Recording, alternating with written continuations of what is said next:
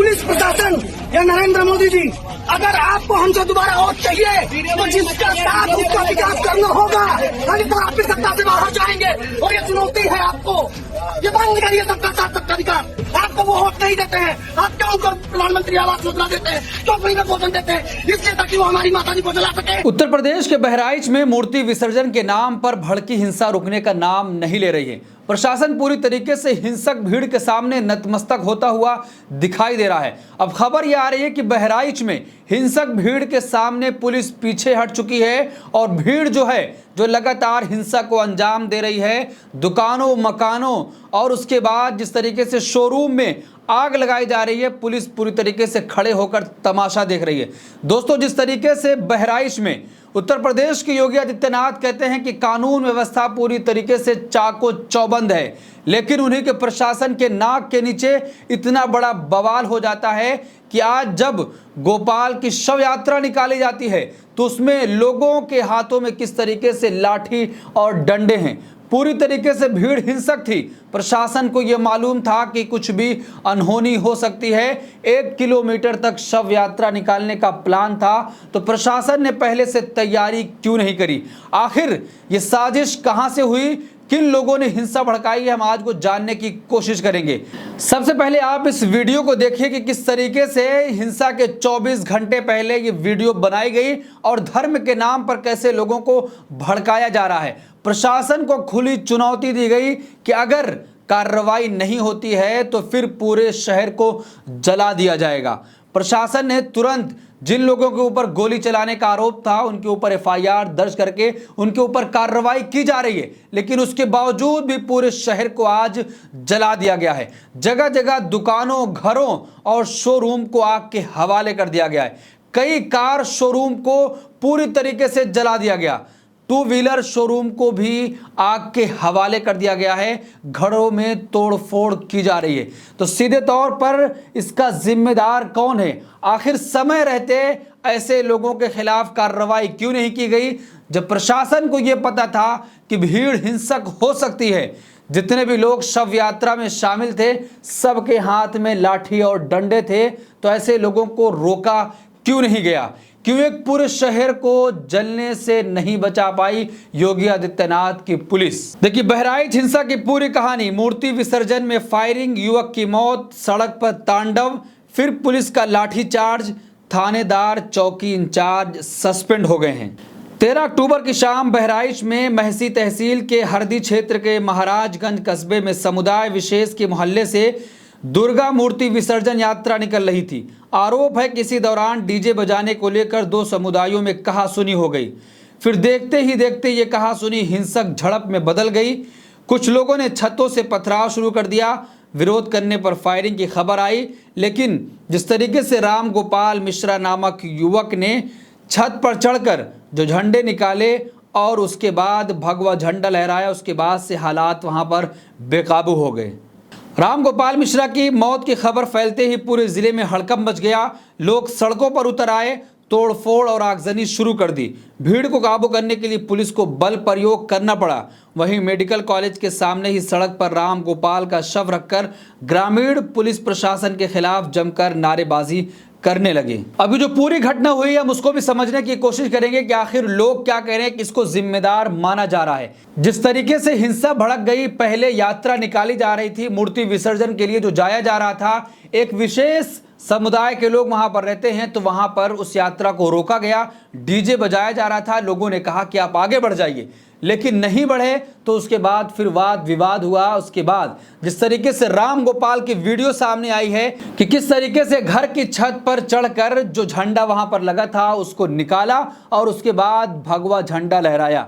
फिर उसके बाद वहीं से पूरा विवाद शुरू होता है। आखिर जो लोग नीचे खड़े थे वो लगातार राम गोपाल को भड़काते रहे। एक जो भीड़ है पिछले कुछ सालों में तैयार की गई है, वो किसी को उकसाती है, फिर वो कुछ करता है, फिर उसके जवाब में जो होता है तो वो पूरी तरीके से शहर के लिए कहीं ना कहीं तहस नहस करने वाला होता है। राम गोपाल की गोली मारकर हत्या कर दी गई। उसके बाद जो कुछ हुआ है कि भीड़ चुन चुनकर लोगों के घरों मकानों को जला रही है, आग के हवाले कर रही है और प्रशासन पूरी तरीके से नाकाम साबित होता हुआ दिखाई दे रहा है।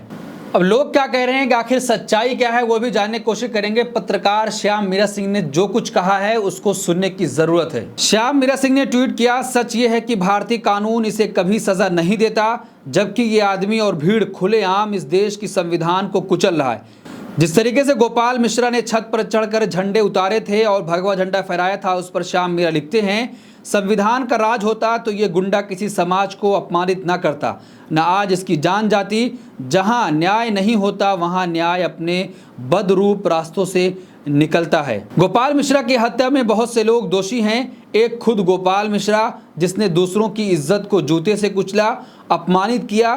दूसरे वे जिन्होंने अभी तक जितने गोपाल मिश्रा हुए उन्हें सजा नहीं दी। तीसरी ये भीड़। चौथे इस भीड़ को संरक्षण देने वाले लोग। साफ तौर पर श्याम मीरा कह रहे हैं कि जिस तरीके से गोपाल मिश्रा जैसे और लोग अलग अलग राज्यों में आपको देखने को मिलते होंगे कि जिस तरीके से हिंसक भीड़ एक विशेष समुदाय के मस्जिद और दरगाह पर चढ़ जाती है, वहां पर डीजे बजाया जाता है, उनको अपमानित करने वाले नारे लगाए जाते हैं और उसके बाद फिर वहां पर भगवा झंडा लहरा दिया जाता है। श्याम मीरा सिंह साफ तौर पर कह रहे हैं कि अगर संविधान का राज होता तो इस व्यक्ति पर कानूनी कार्रवाई होती, लेकिन इस व्यक्ति पर कानूनी कार्रवाई नहीं हो रही है। पूरे देश में ऐसा प्रचलन चल गया है कि ऐसे लोग खुलेआम घूम रहे हैं, उनके ऊपर कोई कार्रवाई नहीं हो रही है। तो कानून अपना बद रूप चेंज कर रहा है, दूसरे रूप से आ रहा है। तो जिसके बाद सबसे पहला जिम्मेदार जो है वो खुद गोपाल मिश्रा है, श्याम मीरा कह रहे हैं, और उसके बाद जो भीड़ को उकसाती है वो लोग हैं, और दूसरे वो लोग जो फिर संरक्षण दे रहे हैं ऐसी भीड़ को। आपको याद होना चाहिए कि नेताओं के बच्चे विदेशों में पढ़ रहे हैं, कोई आईसीसी का चेयरमैन बन रहा है, कोई बीसीसीआई का मुख्य सचिव बन रहा है, लेकिन आपके बच्चों को ऐसी दंगाई भीड़ बना दिया जा रहा है, भीड़ का हिस्सा बनाया जा रहा है। नेता उकसा रहे हैं और आपके बच्चे किसी के घर पे चढ़कर झंडा उतारकर भगवा झंडा लहराने का काम कर रहे हैं। गोपाल मिश्रा की शादी 6 महीने पहले हुई थी, लेकिन जब भीड़ ने उसको उकसाया तो वो किसी विशेष समुदाय के घर पर चढ़कर झंडा उतारा और भगवा झंडा लहराया, जिसके बाद पूरे शहर में बवाल मचा हुआ है। एक दूसरे ट्वीट में श्याम मीरा सिंह लिखते हैं, हिंसक लोग अगर किसी के घर में घुसते हैं, किसी को सताते हैं, अगर उस वक्त समाज उन्हें बचा नहीं सकता, कानून उनकी रक्षा नहीं कर सकता, अगर मैं एक नागरिक के रूप में उन्हें बचाने के लिए नहीं जा सकता, तो मैं बाद में उन पीड़ितों द्वारा लिए गए बदले के तरीके पर कोई प्रश्न नहीं करूंगा। और आगे उन्होंने लिखा है कि बहराइच में दंगे का माहौल तैयार है।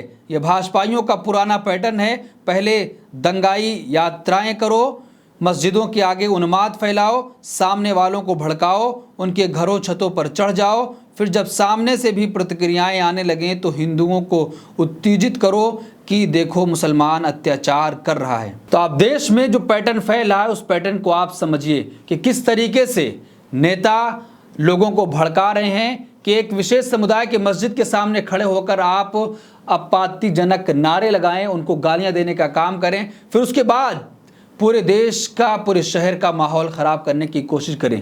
कि जिस तरीके से बहराइच में घटना हुई है, उत्तर प्रदेश के योगी आदित्यनाथ की दावों की पोल खोल रहा है। एक तरफ सीएम योगी आदित्यनाथ ये कहते हैं कि उत्तर प्रदेश में कानून का राज है, गुंडे माफिया मवाली प्रदेश छोड़कर भाग चुके हैं, लेकिन जिस तरीके से बहराइच में जो कुछ हो रहा है, पुलिस के सामने घरों, दुकानों, शोरूम में आगजनी की जा रही है, पुलिस कुछ भी नहीं कर पा रही है, पुलिस कंट्रोल तक नहीं कर पा रही है। जो रिपोर्ट सामने आ रही है, जो विजुअल सामने आ रहे हैं, जो वीडियो सामने आ रहे हैं, उसमें साफ तौर पर यह देखा जा सकता है कि कैसे लोगों को हिंसा के लिए भड़काया जा रहा है, कैसे पुलिस के सामने ये तमाम चीजें हो रही हैं, लेकिन उसके बावजूद भी प्रशासन रोकने में नाकाम साबित हुआ है।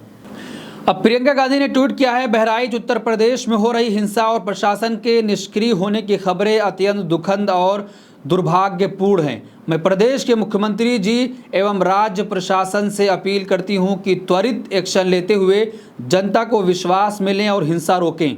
दोषियों पर सख्त से सख्त कार्रवाई हो। जनता से मेरी करबद्ध अपील है कि कृपया कानून अपने हाथ में ना लें और शांति बनाए रखें। आप अंदाजा लगाइए कि उत्तर प्रदेश में इतनी बड़ी घटना हो जाती है, प्रशासन पूरी तरीके से उसको रोकने में नाकाम साबित होता है। अब उत्तर प्रदेश के मुख्यमंत्री योगी आदित्यनाथ ने एसटीएफ के मुखिया को वहां पर भेजा है और पूरी तरीके से कंट्रोल करने की कोशिश कर रहे हैं। जब पूरे शहर में आग लग चुकी है तब प्रशासन जागा है, लोगों के घरों को जलाया गया है, चुन चुन कर लोगों के शोरूम और दुकानों में आग लगाई गई है। और उसके बाद से बड़ी मात्रा में जो खबर आ रही है कि घरों में भी आगजनी की गई है। जिस तरीके से जो भीड़ शव यात्रा में शामिल हुई थी, उसके हाथ में लाठी और डंडे थे। प्रशासन क्या कर रहा था, ये सवाल है कि आखिर प्रशासन क्या एक तरफा कार्रवाई कर रहा है या उस भीड़ का हिस्सा हो गया है जो भीड़ हिंसक बनती हुई चली जा रही है। इस पूरे मामले पर आप क्या सोचते हैं, आपकी क्या राय है कि जिस तरीके से लगातार बहराइच से ऐसी खबरें आ रही हैं कि एक भीड़ है जो लगातार हिंसा को अंजाम दे रही है और प्रशासन उसको रोकने में नाकाम साबित हुआ है। जिस तरीके से योगी आदित्यनाथ ये कहते थे कि प्रदेश में कानून का राज है, जो भी कानून अपने हाथ में लेगा उस पर तुरंत कार्रवाई होगी, तो आखिर फिर कार्रवाई यहाँ पर क्यों नहीं हो रही है? जबकि प्रशासन ने गोली चलाने वालों के खिलाफ FIR दर्ज कर ली थी, उनको पकड़ा भी जा चुका था कुछ लोगों को, लेकिन उसके बावजूद भी शहर में ये सब कुछ हो रहा है। इस पूरे मामले पर आप क्या सोचते हैं, आपकी क्या राय है? कमेंट बॉक्स में अपनी राय ज़रूर दें।